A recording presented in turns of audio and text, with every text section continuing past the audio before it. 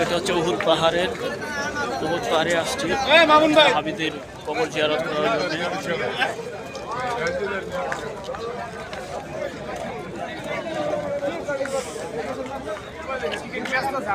গিয়েছিলাম কুবা মসজিদ থেকে আসার সময় আমার যে গাড়ি ওটা আমাকে ফেলে রেখে চলে গেছে।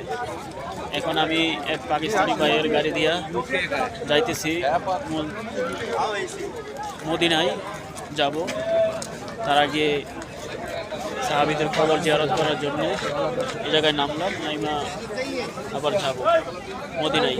তখন আমার গাড়ির সাথে দেখা হবে ওই জায়গায়। পরে যাব আমাদের রিয়াদে।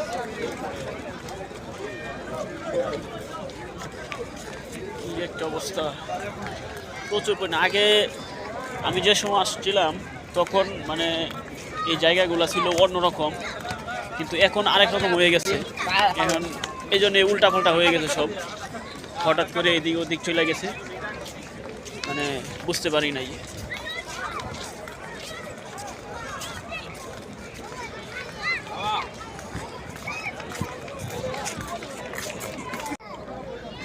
এটা হচ্ছে 70 জন সাহাবী যারা শহীদ হয়েছিল উহুদের যুদ্ধে, এখানে তাদের কবর, এখানে পুরোটা তাদের কবর, 70 জন সাহাবীদের কবর। অনেক মানুষ দেখতেছে, আসছে, দোয়া করতেছে।